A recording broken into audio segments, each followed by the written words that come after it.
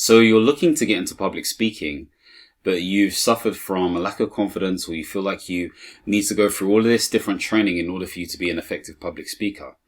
Now, possibly you want to develop a personal brand and be a prolific speaker like Tony Robbins or Les Brown or even Eric Thomas. These are all greats that we're familiar with. Or maybe you just want to improve your speaking when it comes to the workplace.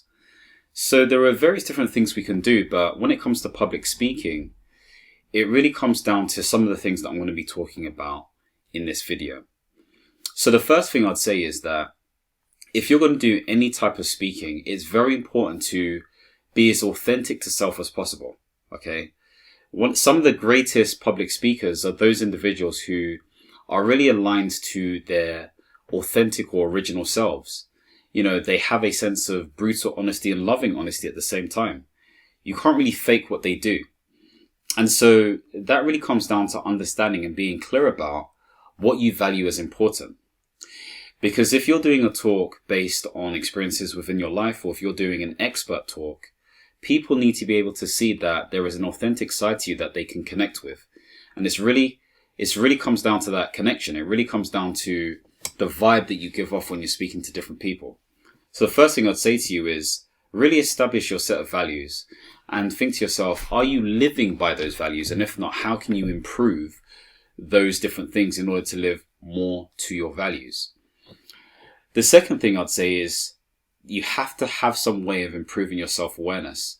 Why do I say this? Well, if you improve your self-awareness, you have knowledge, you have information that you can act on.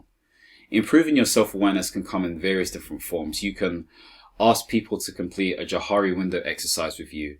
You can check out 16 personalities in order for you to see if you agree with those different personality traits that they say you apparently have.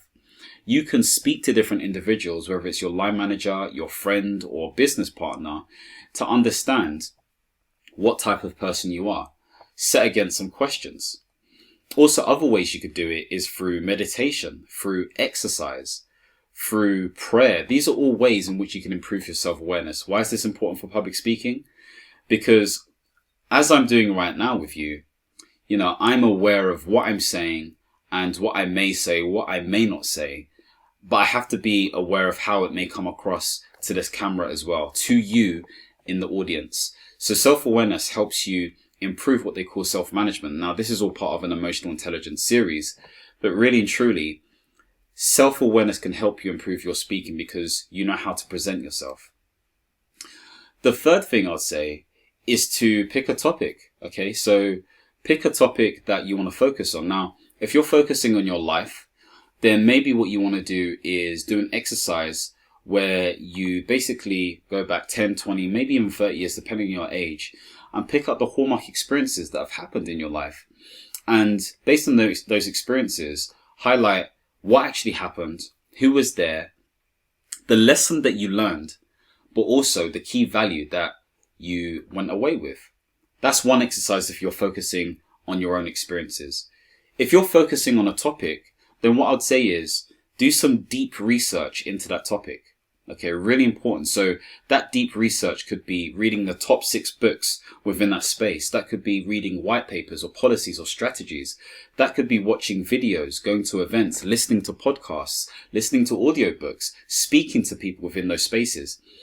And it's more important to not only research this stuff, but to organize this information in a way where you can get ideas.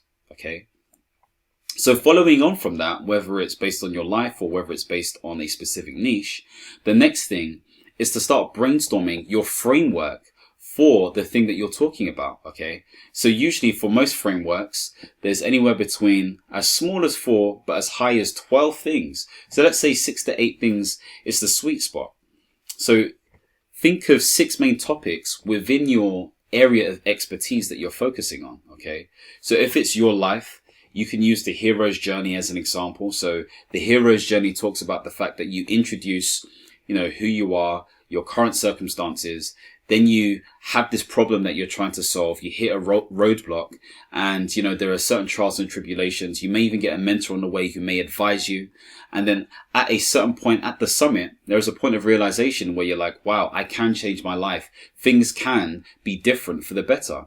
And there is a whole story around you focusing on making that thing better and you winning in the end, where you can relate back to the audience and provide a call to action. That's if you're providing your own personal story. That's the hero's journey. You can check that out online. The second thing you can do, if you're more niche, is basically create, again, your framework. So usually in this framework, you have to have a logical sequence. Think of it like this. There's a great guy called Miles Beckler who talks about this on his YouTube channel. And he basically says, think about the thing that you are running away from, okay? Or think about the thing that your audience that you're talking to is running away from. Then also think about the thing that they want to get at the end. Within that middle space are your topics. And those are the things that you should express in your brainstorming in terms of how you can break down your topic area or your niche area. So hopefully that makes sense. So for example, if you're talking about, let's say, for example, starting a business, maybe it comes down to, okay, understanding what your vision is, then coming down to doing your market research. Then maybe it's testing your market. Then after that, it's, developing your marketing funnels and then running ads or whatever it may be. That's just a high level example, obviously. Okay. So think about what that looks like for you. So once you've got this information, the next thing is, once you've done this research, I should have said, you need to be clear of who your audience is. So if it's within a workspace, your audience could be your team. It could be the wider organization. Try to understand what they're looking for, what they're expecting. So maybe you can ask people, maybe you can do a survey, okay, beforehand in order to understand how you can, again, better understand your audience. You may also want to ask your host, okay, or the event organizer if you're a personal brand. And you may want to ask their audience to see what they're expecting, okay? So all of this stuff helps. Now, once you've done all this stuff, you want to develop your presentation. I've done a video on that already, so you can check that out. But it's about practicing it, okay? And the sort of practice that you do, you need to make sure that you practice at least 3 times, okay? So, the first time by yourself, the second time, an improved version using something like, I think it's called PowerPoint Rehearse.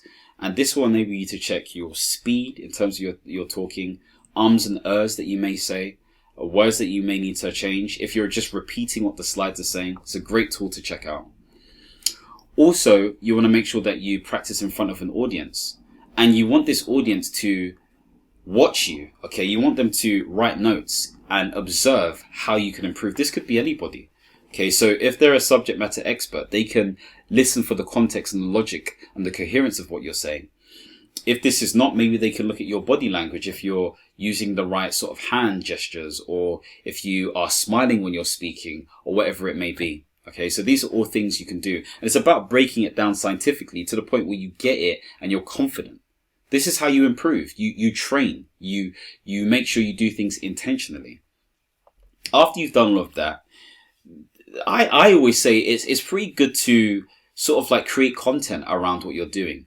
Individuals who love to write or who are great writers end up being great speakers, because whether they are introverted by nature or not, or feel like or think like they're not a speaker, they have organized the content in their mind so much, okay, depending on how many times they produce that content, that they can speak on it.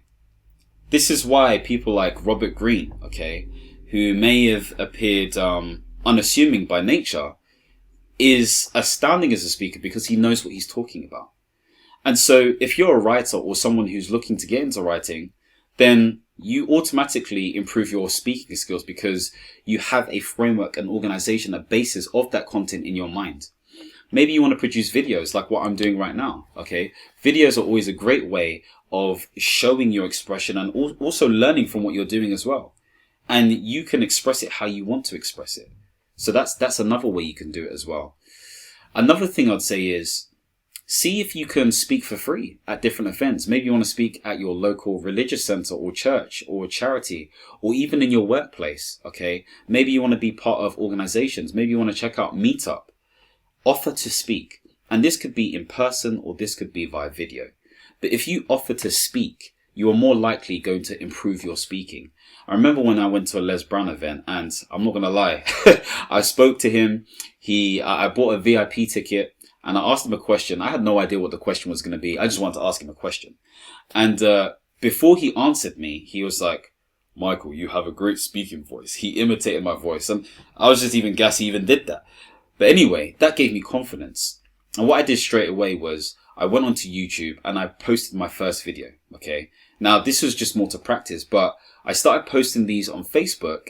And then eventually what ended up happening is that people were inviting me to come and speak. Okay. Now, if you're speaking to get paid, of course, you need to think about packages and all of those things there. But essentially, you need to get into the rhythm of speaking. And this is why I'm trying to get you to understand how you can speak like a professional as well. So once you're on stage, well, before you get on stage, you have to decide and understand what type of person you are. Do you like to have some time to yourself, a lot of time before, in order for you to prepare? Do you want to give yourself only half an hour, 15 minutes? These are all psychological things you need to think about. And usually what I do is I like to stand. I don't like to sit down because when I'm standing, I feel more confident and in myself when I'm about to speak. I may do some deep breathing exercises if I feel nervous. You can't get rid of the nerves, but you can use those nerves, okay? And once I start actually speaking, okay, because I may jump up and down, all that kind of stuff. It depends how I'm feeling. It may not be necessary. Sometimes I'm distracted by speaking to other people. But when you actually get on stage, you have to think about what your framework or structure is. So I spoke about that in my previous presentation.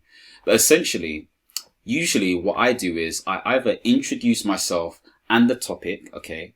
And it's usually topic first, contents page, and then a little bit about me because I know about me, okay? I can talk about me. And then I come in with a question, or I start off with a question to get engagement and just to gauge the crowd, okay? Sometimes I walk around, but I don't pace up and down all the time. I like to move when I feel like I'm trying to emphasize a point. But that's because that works for me because I'm quite expressive as a person. But you will pick all of this up based on the observations that are done on you. Now, of course, with practice and with time, your public speaking will improve. If you think about it, we are public speaking all the time. But there is a different energy, there's a different space that's created when you are speaking in front of an audience.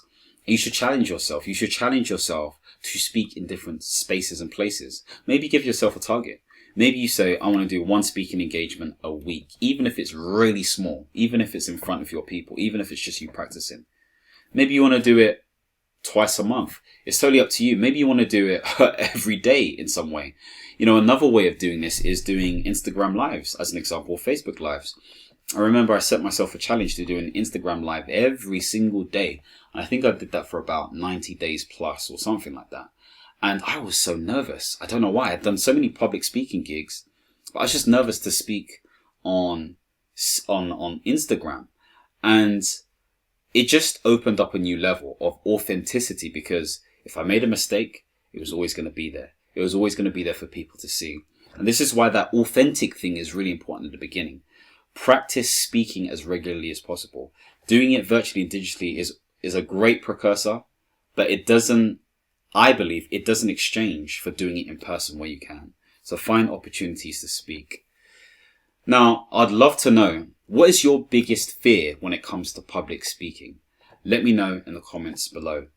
I think the actual technical term is glossophobia. I may be wrong, but it's up there when it comes to fears. Now, if you're interested in improving your public speaking, I may do a course on this. I'm thinking about so many different courses right now. I don't know what's happening. Maybe it's the sun, okay? It's hottest day of the year within the UK. And maybe it's just giving me all this creative juice. But if you're interested in getting involved in public speaking and you'd love to see some help or a course from me, then comment below and let me know your thoughts. Anyway, if you like topics like this, don't forget to subscribe and hit the notification bell. And as always, my friends, understand, reach, and expand. Peace.